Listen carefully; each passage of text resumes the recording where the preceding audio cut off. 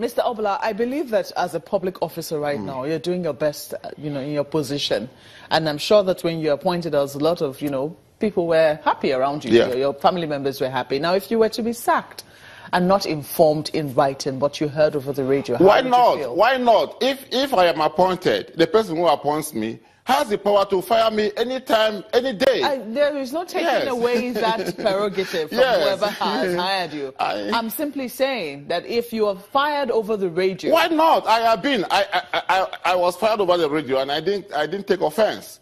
I do not do. You don't think that there's something wrong with it? No, there's nothing wrong with that, because if you have the power to appoint me, you have the power to fire me.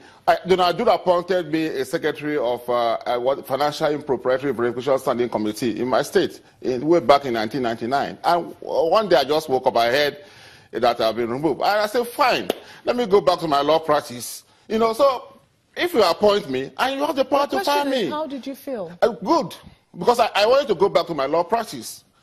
It's public service. If they don't want you, why not just walk home? Mr. Obla, do you think that this method, let's be very objective here. No, I am objective. Do you think that this method, increases or motivates people to put in their best in public service? It all depends on how you look at it. I took it in good faith. So if I am given a political appointment, I have been in office for 8 years, and I am removed.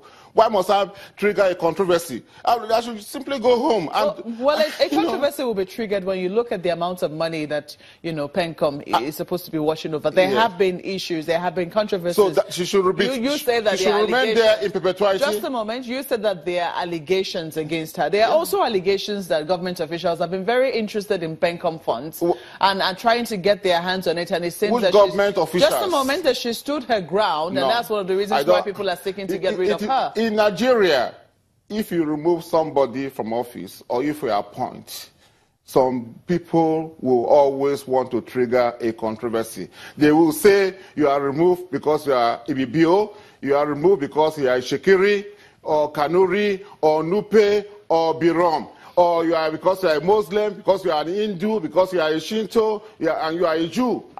What kind of country are we?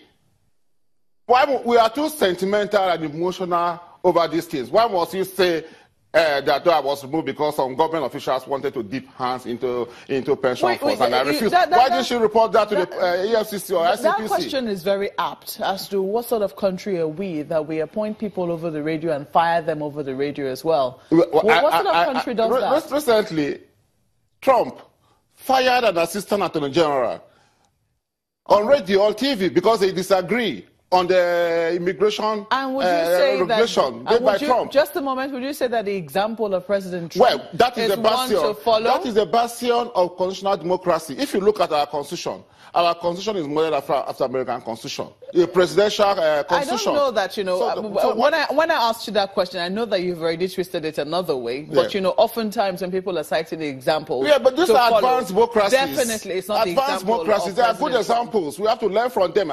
American democracy has existed for 300 years, so we must, and our constitution is modeled after America. That's one of the we have to learn from them. That's one of the things to follow, firing people over the radio. I think it is not strange. There are precedents in Nigeria since 1960 where public servants are fired over the radio. So what was this raid of the DSS about? We have to have DSS. I don't know. I just read it on the media. I'm not privy to that, so I cannot talk with confidence, with authority. So call the DSS and find out. They are a law enforcement agency, so they must have their reason. They are not mad. They can't just go there and begin to raid the place if they don't have any reason. You can place a call to the DG, SSS. He will tell you why. I don't know. I'm on prosecution. I don't know the workings of the DSS. But do you think that has added to the... Because if you say that she's creating unnecessary controversy, don't you think that is how the government is handling it? Because we did not hear that for the rest of the 22 MDA bosses who were fired, that the DSS raided because she's claiming that because she has done so well, then she has to stay in office for the kingdom come, which is very arrogant of her. In a government office, you want to stay put, you want to sit tight because you have done very well. Is she the first public officer in Nigeria who has contributed so much? A lot of people have contributed so much to the public service, and they don't insist that they must remain in office because I have done so well. What arrogance! That is indiscipline, for goodness sake. Mr. Obla, the government itself hasn't shown any better behavior. The government has done well. The government has done well. The government has not done anything wrong. Citing the clauses. I have mentioned to you that the president is the chief executive. Most times he doesn't even use his powers. Look at the Constitution. That is the supreme law. It prescribes the powers and duties, responsibilities, limitations of the president. And this president has stayed in office for so long. If the president will have removed her on the 29th of May 2015 when he assumed office. But he said, no, I don't want to create confusion in government. I don't want to create chaos.